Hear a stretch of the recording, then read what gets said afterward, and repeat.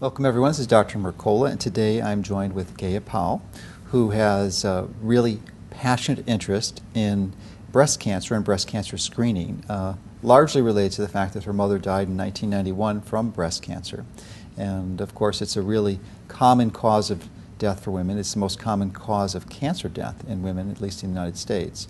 So there is a large industry that has evolved out of this.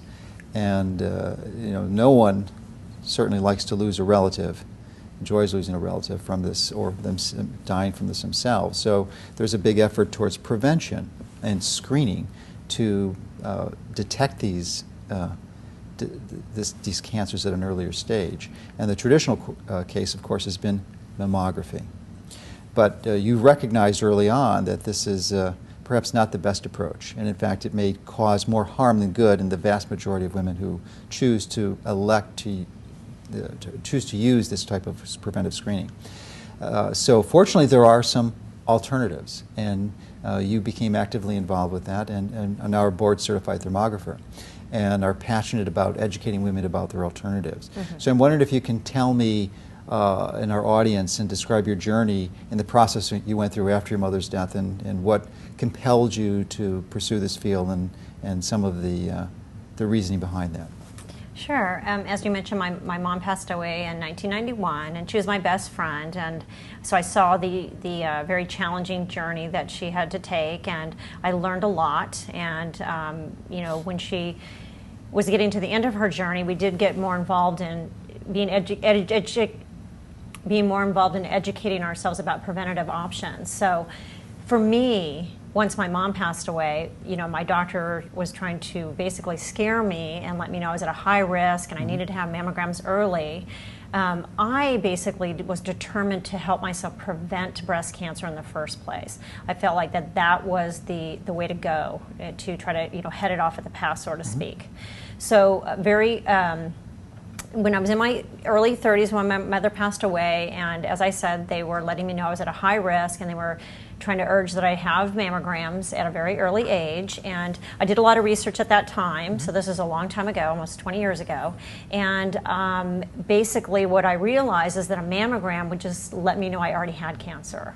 And then I was also concerned about the repeated radiation year after year, and then the compression, because I was really concerned that if I did have a tumor, I wouldn't, it just really bothered me to think that it might be compressed and disturbed, or possibly spread. So that just wasn't a choice, a good option for me. So luckily in 1995 I discovered thermography, and thermography is a physiological test, so it allows you to look for physiological changes at an early stage. So as we know, when you go to the doctor's office, the first thing they want you to do is be weighed, have your blood pressure taken, and have your temperature taken. Those are physiological tests that can be monitored for stability over the time. So it's the same type of process. So every single person has their own unique thermovascular roadmap, and thermography allows us to watch that roadmap over time. So that just was a much better path for me, and I wanted to be able to be empowered and be alerted to physiological changes so I could try to make changes so I could help myself prevent disease in the first place. And so as I continued down that path, I was living in Los Angeles, and I honestly thought everyone was getting their thermogram every year. I didn't talk to my friends much about it at that time. I don't think women talk a lot about, like, hey, I went and had my mammogram today. What was your experience? So I didn't really know that much about mammography. Well, as my life continued. Well, and how did you come to this conclusion? I mean, because as you mentioned, not all women are doing this, and so what information did you encounter in your journey that allowed you to uncover this safer and more effective screening option? Well, the internet was just starting to, be utilized. So I was very fortunate, and I found a doctor via the internet who provided thermography. So, when I would have my annual imaging, he would go over it with me and let me know if there's any changes. He would suggest dietary changes or stress management. That's always the biggest hurdle in trying to reduce inflammation, because we know inflammation can lead to disease. So I guess I thought that everyone had the world at their fingertips like we do, and I thought other women knew more about thermography than they actually did.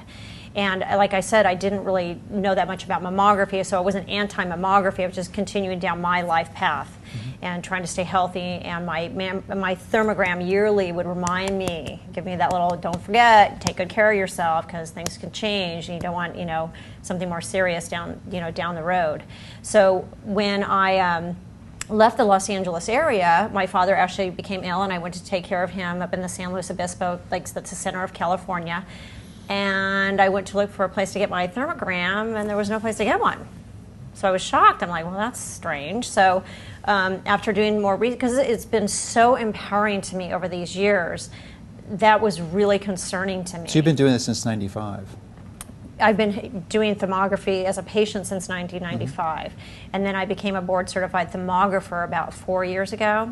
And the reason why is because I couldn't believe it, but most women had never even heard of the technology.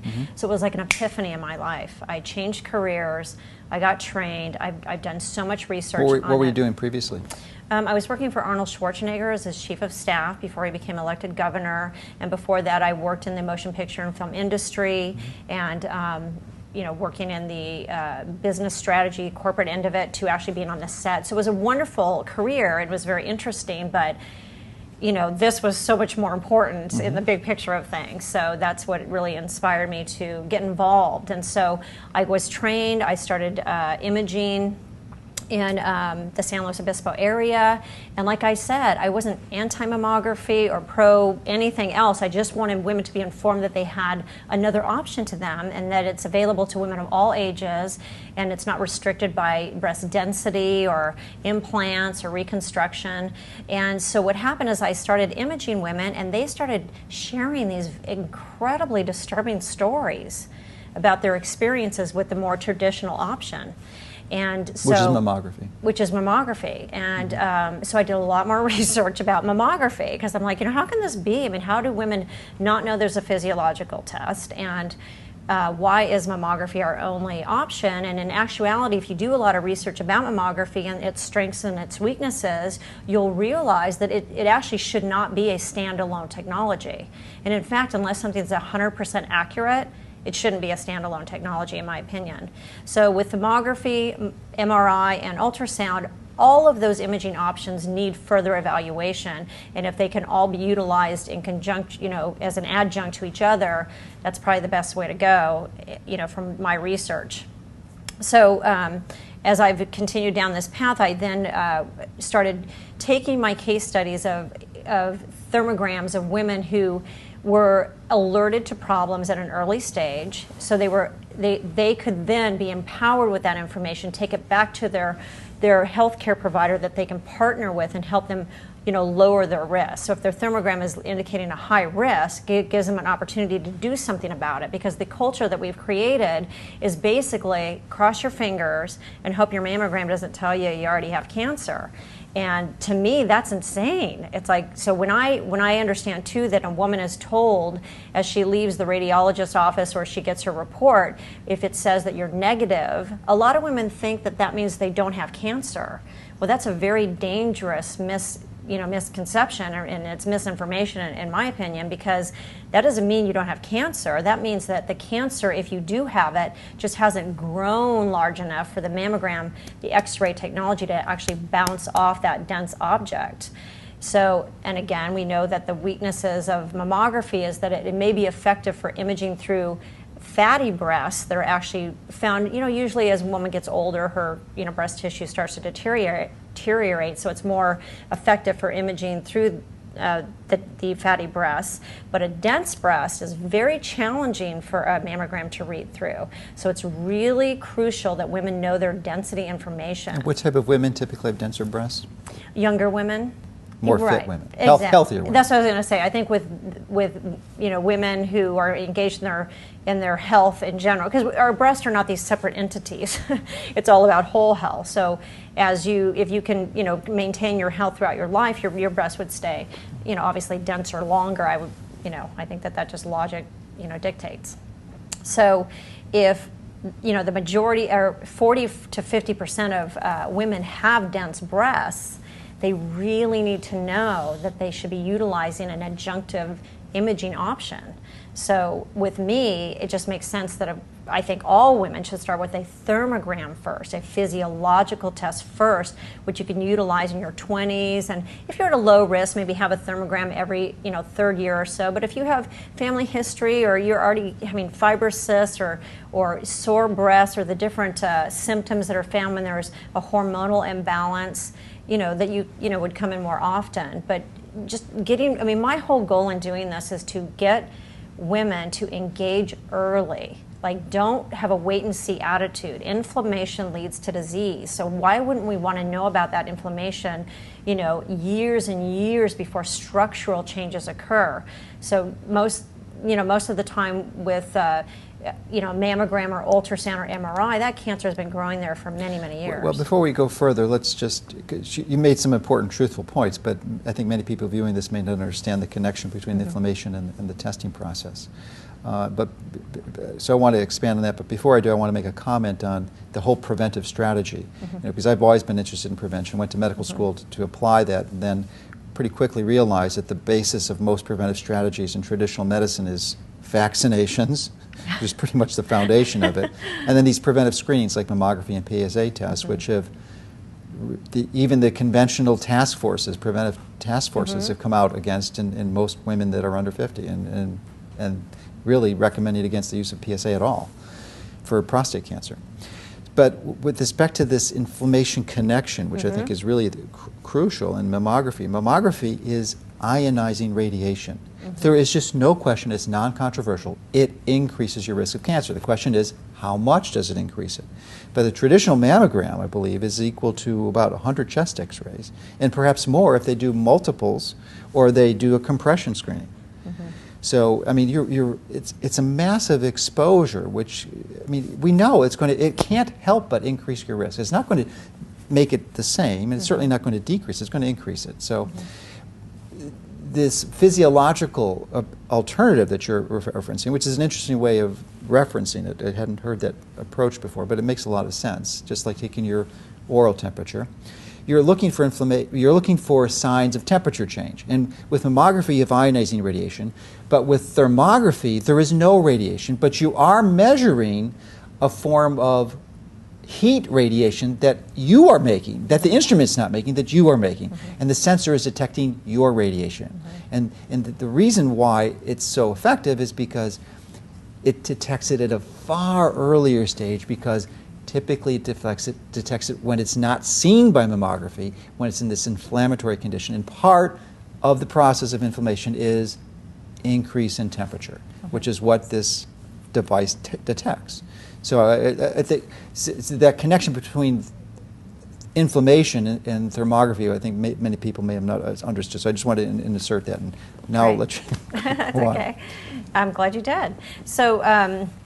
When obviously inflammation is going to cause heat, so we're looking for symmetry and stability over time. So in layman's terms, if one of your breasts starts to develop a fever, it's going to let us know at a very early stage, so that we can hopefully do something about it and work with a healthcare practitioner that actually respects our values and learns about who we are and helps us be educated on what we can do to change our path and eliminate inflammation. Being it, inflammation leads to all disease basically, so we want to catch it early. And the human body is absolutely amazing. If you break a bone, it can actually heal itself. If you've been in a horrible car accident, you're just given some time and empowering tools to help your body heal. It's just absolutely amazing. So if you are just alerted to a possible fever in a specific region of your body, but we're talking about breast today, that you can actually do something about it and help your body heal, be it via vitamin D, which is so important, or lymphatic massage or drainage, depending on your specific issue.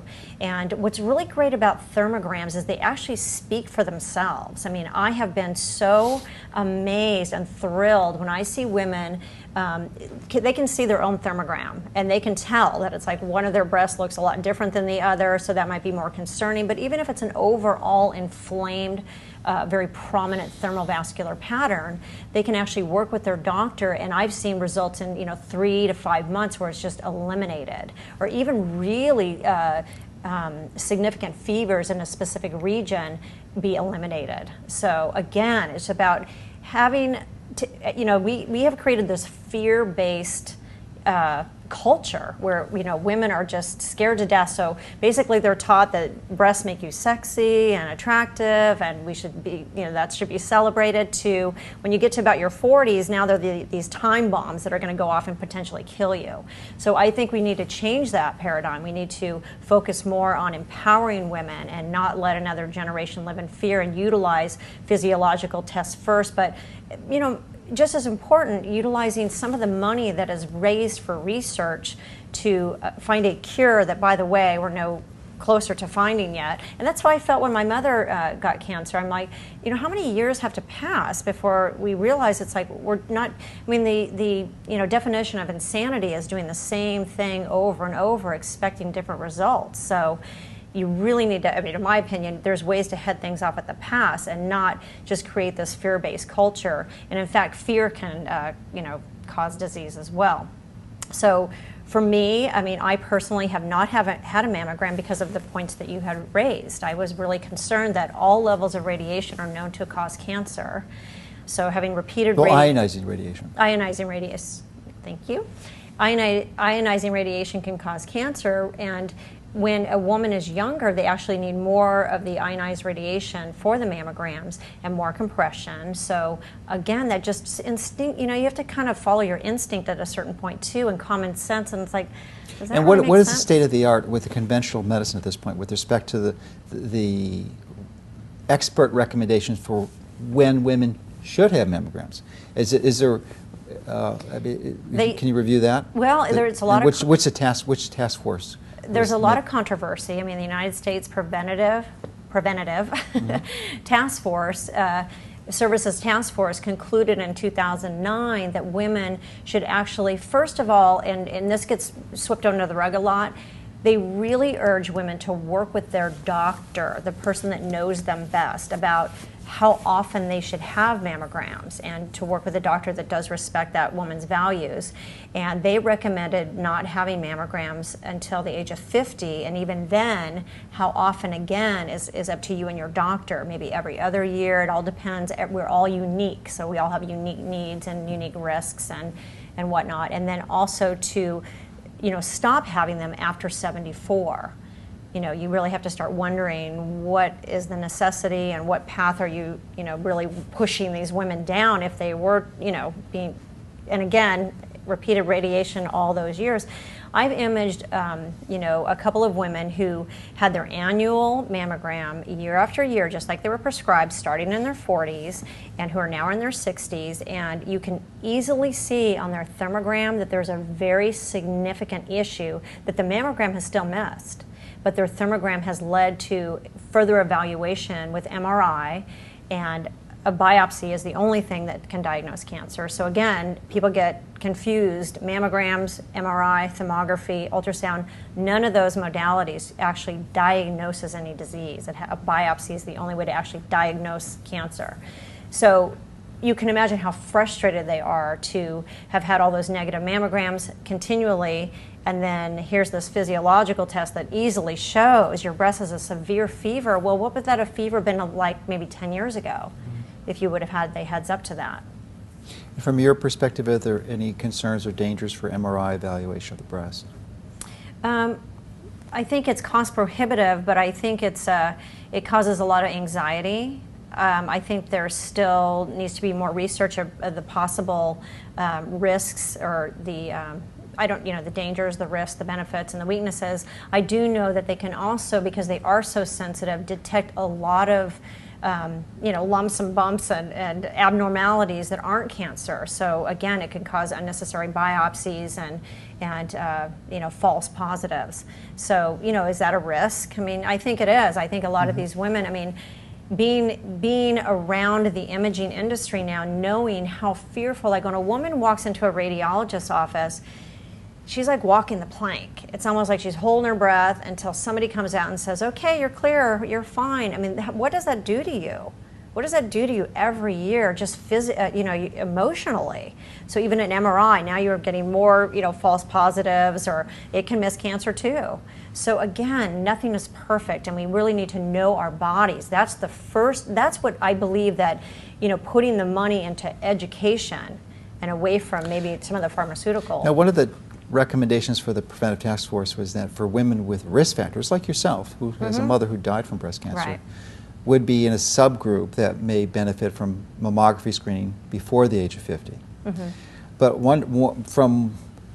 speaking as a woman who fits into that group, obviously you don't agree with that because you didn't follow that course. But do you think it's wise, or do you think there's ever any indication that mammography might be indicated as an adjunct in special subgroups, women with particularly high risk or genetic increase risk? I can't speak for anyone else, but for me, absolutely not. That technology for me would not be an option. I'd be very concerned, when cancer starts to develop, as obviously you well know, but maybe the audience is not as familiar, is that when a healthy cell, cells divide and replace themselves. So when the healthy cell replaces itself, the body naturally eliminates it, and so the next cell goes on a healthy path. But a cancer cell, when it duplicates itself, it actually has a DNA defect, so it actually starts cloning itself over and over. So there's a very fine point of when you're under stress or you're not healthy, that it's almost like it's vulnerable when when it's starting to split, and if it was being radiated or something traumatic happens, that could actually cause that DNA defect. So with having repeated ionized radiation, maybe right during that process or in a weak area in the breast tissue, that would really concern me. And also again, the compression. So that, for me, I think it can be too much trauma. I've heard stories, women have fainted, women have been bruised for months, women have they'll get when you get hit in the arm and there's a welt that lasts for a long time. And I just heard some really, sad stories, and I just think that we can, get to the moon, but we can't think of a better way to help women be empowered to prevent cancer or detect it at an early stage before it becomes a very invasive surgery. Sure. Now, I'm just trying to focus on the screening perspective, though, because there's clearly many empowering, health-improving approaches that one can take to prevent disease, even if you have it. Of course, and you mentioned some of them, and I want to go over a few of those too. But from a screening perspective, if you're in a special high-risk subgroup and you elect not to choose mammography, would thermography at a more frequent interval be indicated? And maybe you can comment also on the importance of the stability, or not the importance, but the stability of a woman's thermographic pattern that persists and changes, and the importance of using the same camera or thermographer to do follow-ups. Well, just like with all screenings, I think it's very, very important to know the doctor who's actually evaluating your images. Like, you should know your radiologist, and if it's a radiologist who is evaluating your thermograms, fantastic. Or if it's an MD or a chiropractor, or as long as they're board certified thermologist, it's just really important to know who they are, have a direct line to them, like with everything. And so I think that with all of our imaging options, like if I had there was a couple of things that you were hitting on. So with thermography, you're looking for stability and asymmetry over time. So if a camera is more, there's a lot of different cameras out there. So we want to get the highest resolution as you possibly. And a camera is what takes the image in thermography. Yes. Because we think of a thermogram was taken by a camera, for those who haven't had one. So it's, and as you had but mentioned, it's an infrared camera. Yes, it's using infrared thermal imaging. It's been developed by our military for many years, and you see it everywhere. And that's one of the reasons that I believe it hasn't been as warmly embraced in the medical field. That's unfortunately a lot of times monetarily driven, is that they can't patent the technology. So when you have a thermal camera, it's really important to find out what the resolution is, what company is backing that camera, make sure they're going to be around for a while, what software. And what are some parameters that you would advise people to look for? Well, just the parameters would be the resolution and the software. You know, how important that it is to be able to have the software be so sensitive that it can help read the temperatures of every pixel in the image. And you want to be able to have the stability of the company to make sure that they're, you know, going to be around. But it, you know, again, it's about, you know, there's some misconceptions about thermography, because a thermal camera, no matter what you point it at, because it's used for NASA, it's used for building inspections, it's used for weather. When you see those hurricanes coming, that's the thermal camera, is that you basically, whatever you point that thermal camera at is going to read, like you said, there's no risks or harm. It actually reads the information coming from you or the chair behind you or the camera or the wall. So as much risk as taking a regular photograph. Exactly. So it's collecting really important data that can be analyzed and evaluated over the years. So what I'm trying to do personally is try to have thermography as universally transparent as some of the other modalities. Like if you were to have a mammogram or an ultrasound or an MRI, you could then send it to another location and it could be read. And that's where I think thermography needs to get. It's not there yet. It's not quite there yet. So is it moving in that direction? Yes, it's definitely moving in that direction, because it has to, in order to be, I mean, one of the reasons I believe that a lot of doctors dismiss it is because they don't know that much about it. So I've created a report that you can actually engage the actual images. So if any doctor anywhere in the world had this inexpensive software, they can engage the image themselves, you know, to also measure the temperatures. So there's another piece of software that you scan your thermogram into that allows you to have this interaction with it? Exactly. It's like it's an interactive report, because I just believe it's very important to be very open and transparent, so that, you know, anyone can give a second opinion and the doctors can work together and help evolve the technology instead of constantly trying to squash it.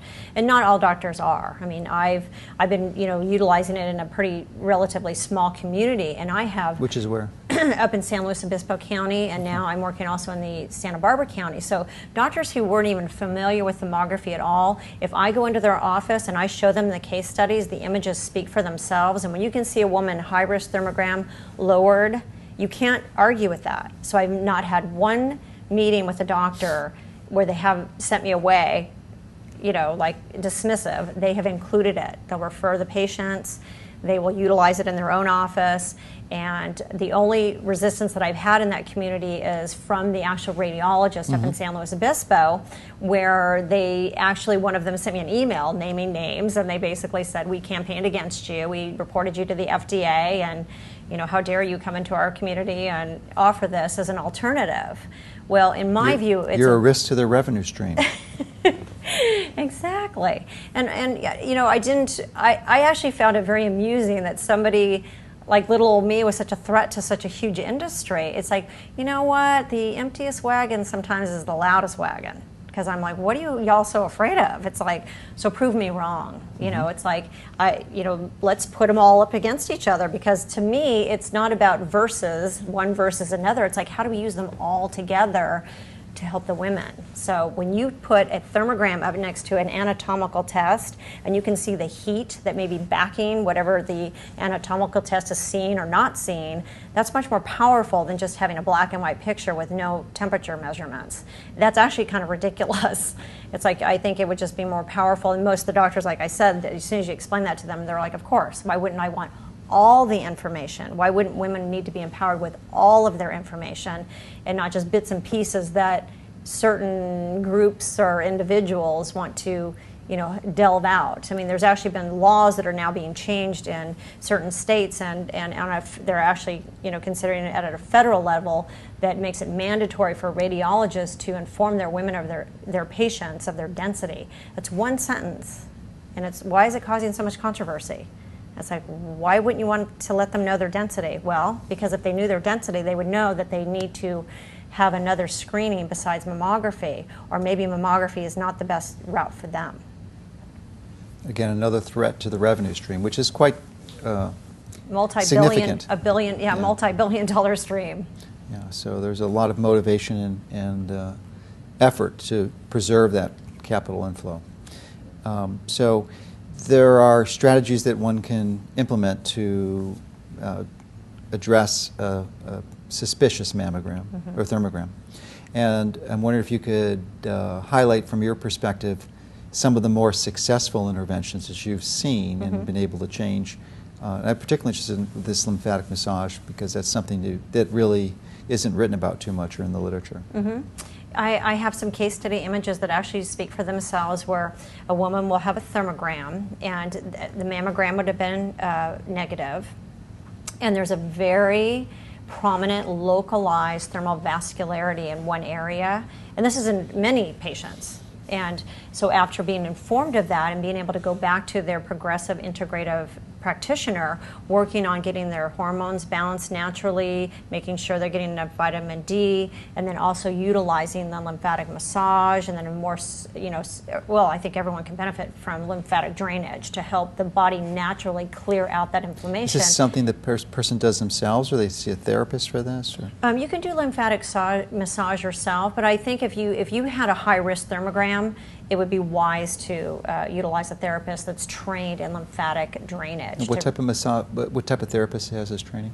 The lymphedema organizations, they have different, and there's also massage therapists that are actually certified in it. So just seeking out the proper massage therapist or therapist that actually focuses on lymphedema and anything that would lead up to lymphedema, and again, knowing the practitioner and just keeping yourself informed. But I've actually seen improvement just within months. So you can imagine what it's like for a woman to be like, yes, all my hard work's working out, and the preventative strategies and therapies that my doctor helped me, be educated with, here I can see it. So then that changes their life path. That's the thing that's been so thrilling to me, is watching women lose 30 pounds and get off gluten and, get rid of the sugar, because when you see images like that, it's a big wake-up call.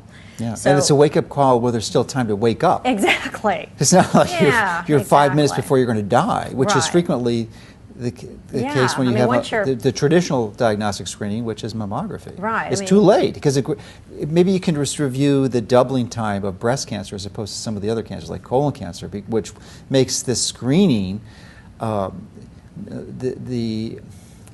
searching for the correct term,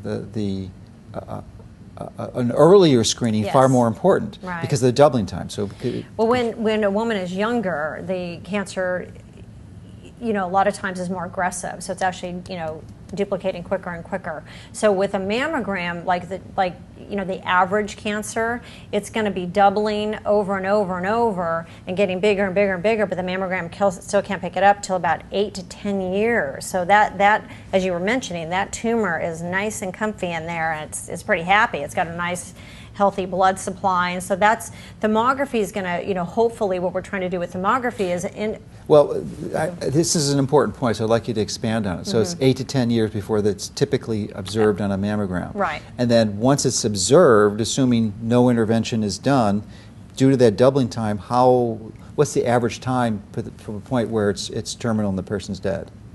I mean, it's relatively aggressive, from my understanding. I believe it's I think by 15 years, that's probably a terminal situation. But, I also think that if it's been there 8 to 10 years, that's pretty not good. Pretty dire. I mean, I think that if the average they basically count women as survivors if they've survived 5 years since the day they were diagnosed. But if they died the day after, they're still considered a survivor. So I think the question is, what's the survival rate, the mortality rate down the road?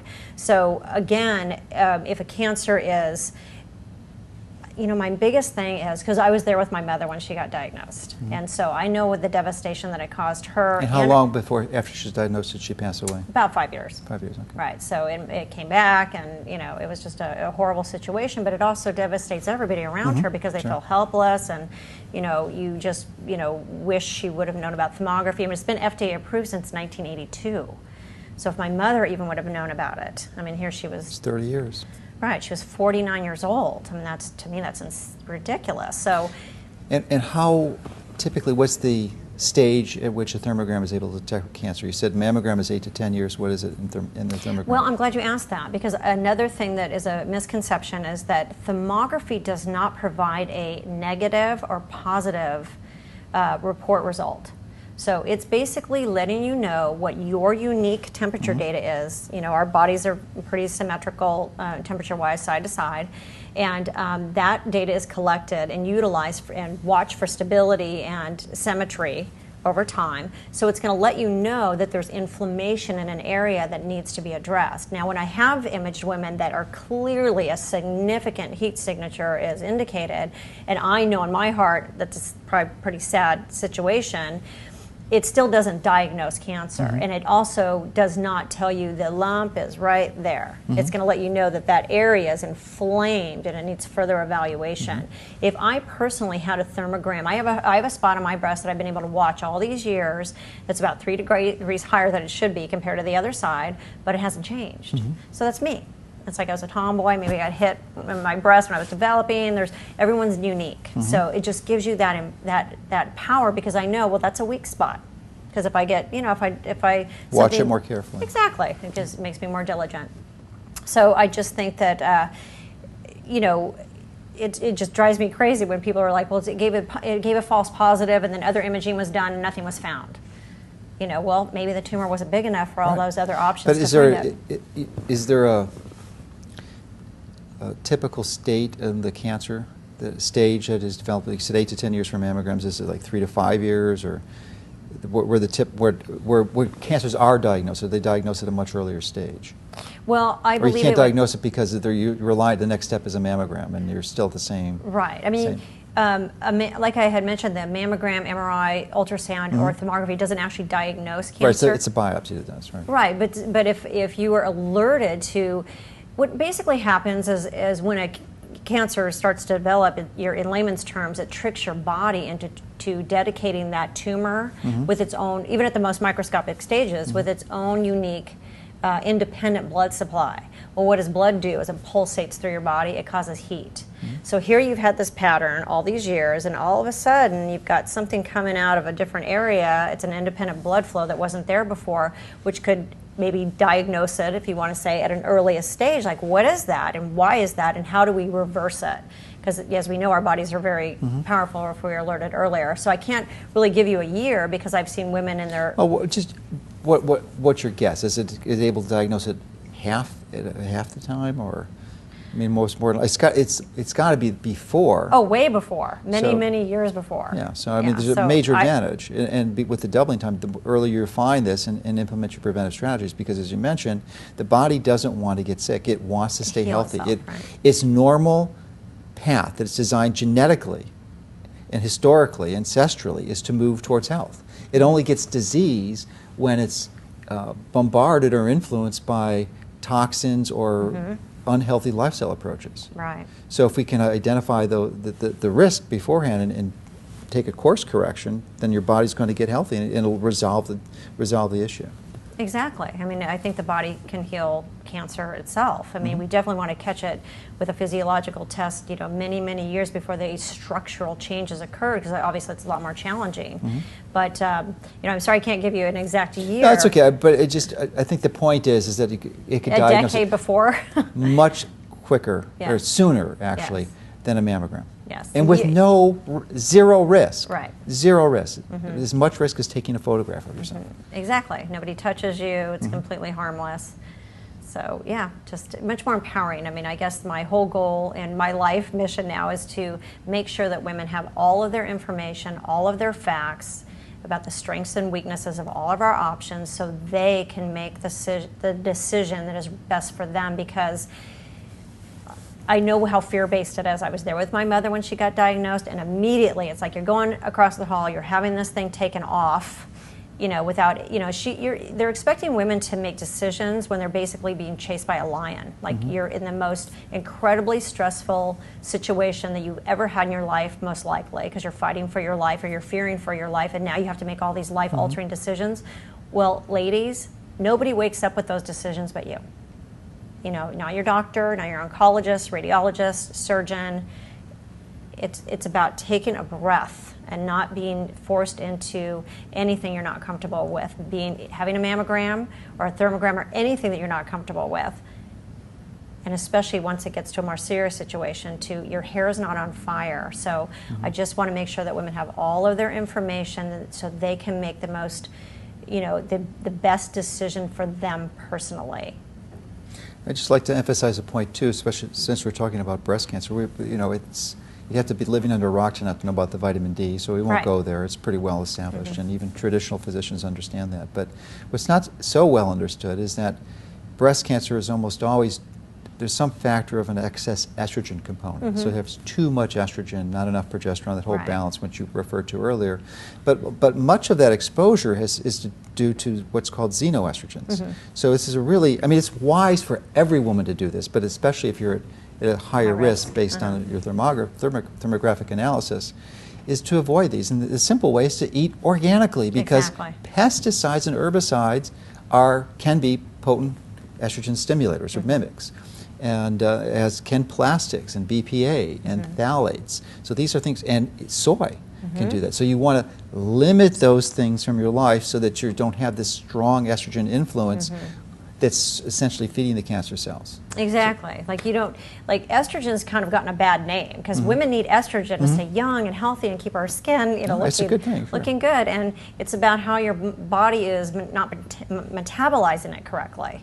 And it can be now this villain that can really cause havoc. So again, making sure you work with a integrative, progressive doctor to help you balance your hormones naturally and stay away from the synthetics. You might need a bump, a little bump here and there to get back on track, but just trying to stay on a pH balance, the whole health. And you may not be aware of this, because as the day that we're filming this, last night, the U.S. Preventive Task Force just issued another report, which actually did not recommend conventional hormone replacement therapy for any woman.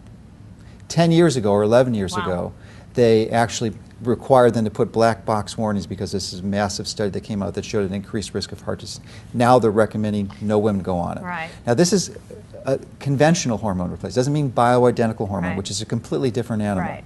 But I think we're seeing a major move in the right direction to have this, because these estrogens applied inappropriately are very, very dangerous, and they really don't.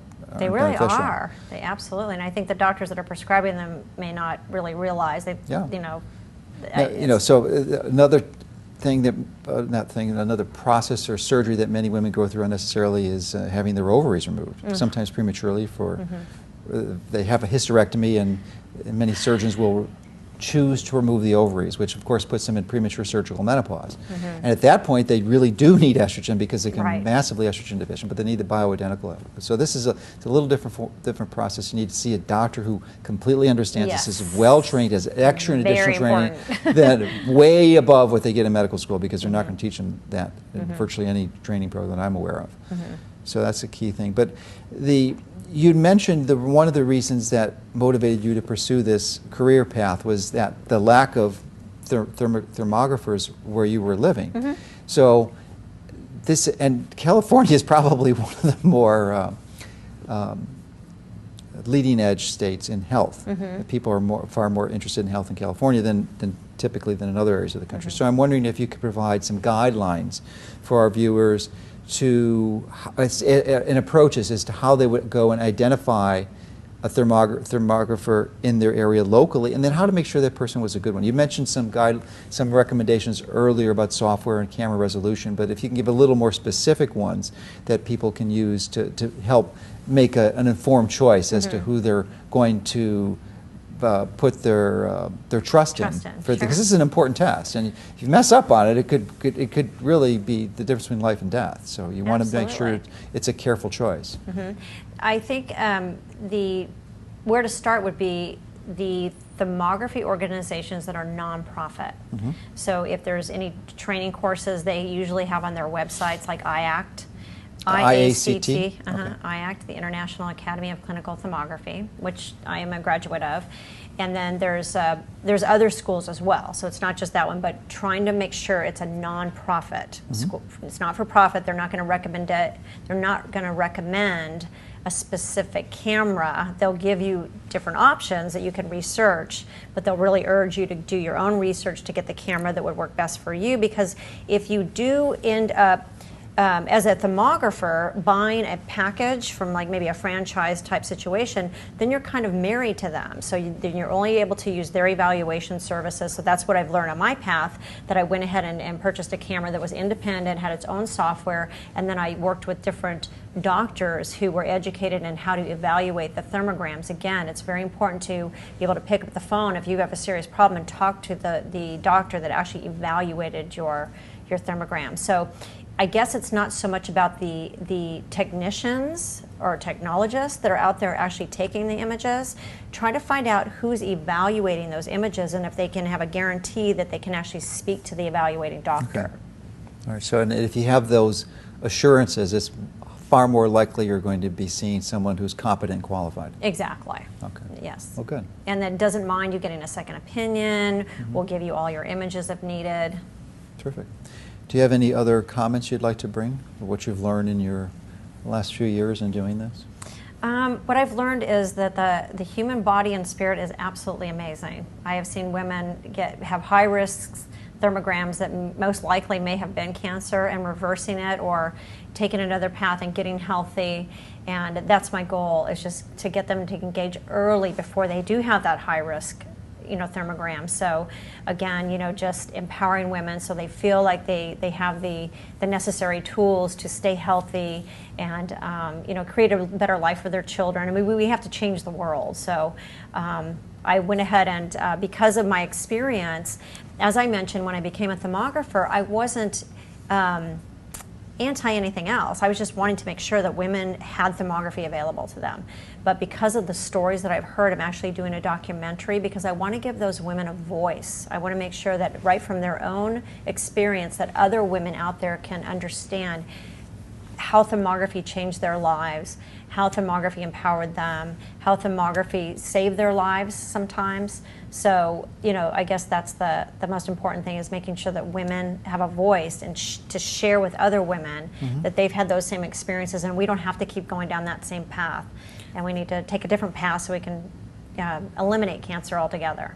Well, let us know when you finish that, because it's an important message that tends to be suppressed quite effectively by these large corporate interests that have billions of dollars, or tons, or maybe even hundreds of billions of dollars to be generated through the traditional diagnostic Absolutely. process It's that's quite being the used machine. commercially. Yeah, and it is a machine. Yeah, don't get gobbled up by the machine. Or the factory farming, factory diagnosing. So. Yes.